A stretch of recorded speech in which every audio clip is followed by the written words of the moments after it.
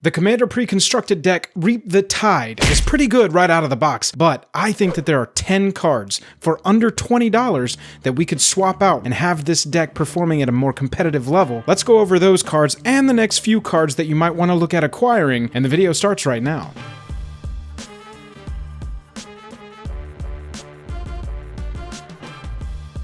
Special thanks to our Patreon supporters who power our channel. Check out our Patreon for monthly giveaways, exclusive content, and even a starring role in our fan fight series. Link in the description below. For a limited time only, if you join the Patreon at any level, you will receive a holographic Jake and Joel Are Magic logo sticker. Link in the description below. Hello and welcome to the day. Thank you for spending your time with us. Welcome back to another episode of Jake and Joel Are Magic. I am Joel. We're going to go over the Reap the Tide pre-constructed deck and 10 cards for under $20 that we can upgrade to make this deck even more powerful. But first, if you like the video by the end of it, hit that like button, hit that subscribe button down there. It really helps us out. Let's jump over and take a look at this commander. So off the rip, we've got a fairly powerful commander here, and the deck that's built around it is pretty strong as well. A blue, a green, and 4 other for a 5/5 Serpent that says you can play an additional land on each of your turns, and whenever a land enters a battlefield under your control, you may draw a card. So we're going to get extra value and extra actions off of something that we want to be doing anyway, which is playing lands.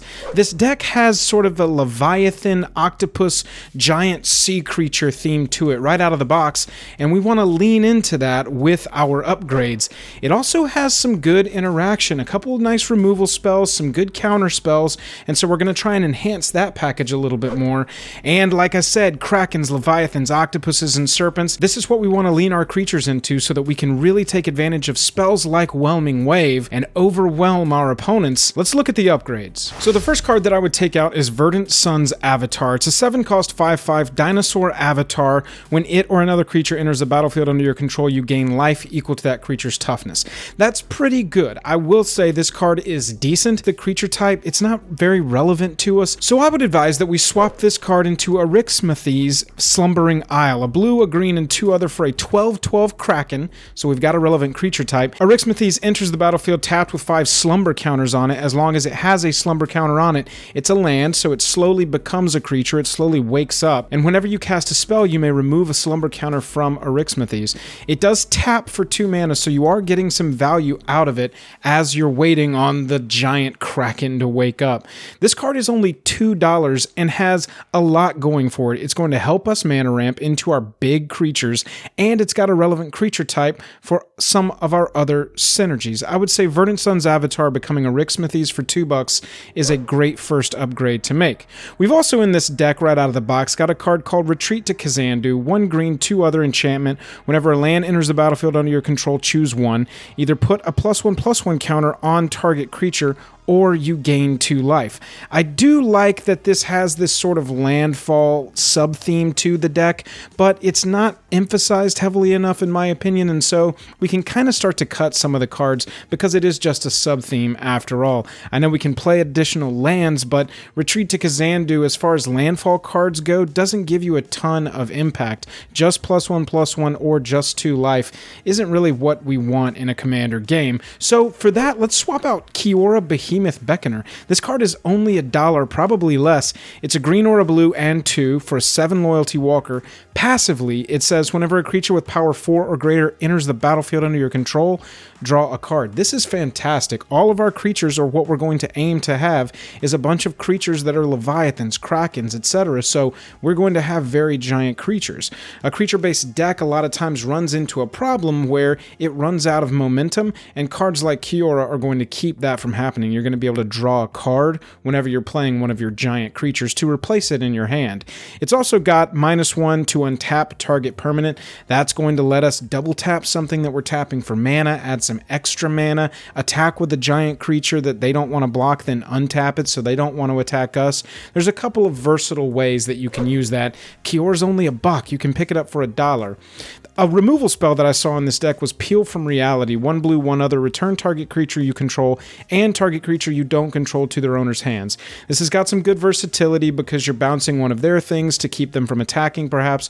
You're maybe bouncing one of your things to keep it from being removed or have it survive a board wipe.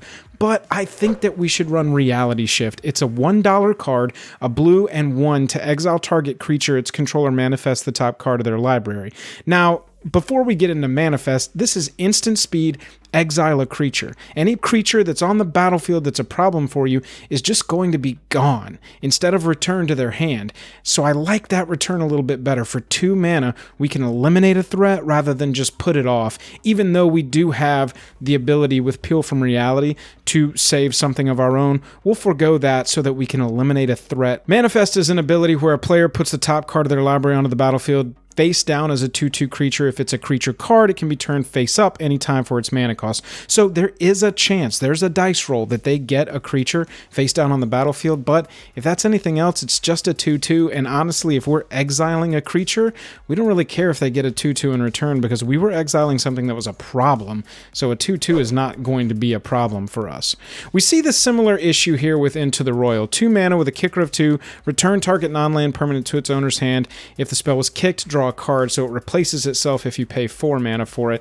It just doesn't deal with the threat for good. I don't like putting it off. You can save one of your own things with this, but that's just not what I want to do in Commander. I want to play threats and I want to remove our opponent's threats. So let's swap Into the Royal for Plasma Capture. We already saw that Counterspell comes in this deck, so we can run a little more counter magic. That sort of makes sense. We might be untapped with a lot of the extra mana that we're going to be creating. Counter target spell for blue, blue, green, green. At the beginning of your next pre-combat main phase, add X to in any combination of colors to your mana pool, where X is that spell's converted mana cost. So not only are we going to be countering a spell, but we're also going to be ramping a little bit, and that's completely in line with the synergies of this deck. Plasma Capture is like $1 to get. The next card up I want to talk about is Explore. A green and 1, you may play an additional land this turn, draw a card. So it replaces itself and gives us the ability, like Aesi provides us passively, for 1 turn. Again, I just don't think this is impactful enough. It doesn't last long enough. We want to play threats, we want to remove threats, or we want to work towards one of those 2 things. This sort of does ramp, but I think we can do a little bit better, and that's why we should run Courser of Crufix. A green and 1 for an enchantment creature Centaur 2/4. You play with the top card of your library revealed, and you may play the top card of your library if it's a land card. Whenever a land enters the battlefield under your control, you gain a life. So this doesn't let you play additional lands on your turn, but with Aesi, this will allow that. Cards off the top of your library right onto the battlefield so that we can get to our threats and we can continue to ramp. Courser of Crufix is the most expensive card that we'll cover today. It's $4, but I totally think that it's worth it, especially with the synergies that it represents with this commander. Being able to play an additional land on each of your turns, having the top card of your library revealed, and the top card can be played if it's a land card with Courser of Crufix. I think that these two just go hand in hand, and it's $4 well worth it, especially since you get the effect residually over a card like Explore. Next up, I want to look at Sphinx of Uthun, and this one's fairly straightforward. 5/6/7 for a 5/6 Sphinx flyer. When it enters the battlefield, reveal the top 5 cards of your library. An opponent separates these cards into 2 piles. Put 1 pile into your hand and the other into your graveyard. So it is a 7-cost 5/6 flyer that's going to give you a few cards when it comes into the battlefield. However, I think that we should keep in line with the synergies of the creature types that we want, and we should run Sharks. This card is from Zendikar Rising, Leviathan Crab. It's only 4 mana, and it's a 0/17. It's got a built-in stacks element to it where it protects itself. Spells your opponent's cast that target Sharks the Raging Isle cost 2 more to cast, and for 3, it gets +X, -X until end of turn, where X is the number of islands you control, so it can grow that power and deal some damage if we need it to do that. Other than that, it is a giant crab wall, and it fits with the synergies of the rest of your deck. Sharks is a $1 card, so you can acquire it pretty easily. Nezahal the Primal Tide is a 7-cost 7/7. It can't be countered. You have no maximum hand size. Whenever an opponent casts a non-creature spell, draw a card, discard 3 cards. It can dodge removal. This is a very good card. However, there is a card for just $2 that we can swap out, and that's Tatyova Benthic Druid. A lot of people look at Aesi Tyrant of Gyre Strait and refer to it as a different, more expensive Tatyova. You'll see there on the creature there, whenever a land enters a battlefield under your control, you gain a life and draw a card. So it's got a similar abilities, Aesi, but redundancy is such a powerful thing in Commander. I think this deck really wants both of these creatures, Aesi at the helm of it and Tatyova in the 99, to represent some redundancy on that card draw ability. This deck also, out of the box, has Meteor Golem, a 7-cost 3/3 when it enters a battlefield, destroy target non-land permanent an opponent controls. This is nice because it destroys any permanent. It's not restricted as far as like creature, enchantment, artifact. It can be literally anything except for a land, but for 7 mana that's a little expensive, so let's swap out Beast Within. Beast Within is a $2 uncommon, a green and 2 other, destroy target permanent at instant speed, and its controller creates a 3/3 green beast creature token. We don't care about that. That's fine. Have a 3/3. We destroyed your absolutely crucial artifact or enchantment to your entire strategy, even your commander, and so we're fine with you having a 3/3 beast because I'm assuming you didn't build your deck around 3/3 beast tokens, so you're not going to be really able to take advantage of that synergy. Beast Within at $2 is a great swap for Meteor Golem. Next up is Spore Mound, and here's another one that's landfall-centric. It wants that sub-theme of landfall to be more emphasized, but I just don't think this card is impactful enough.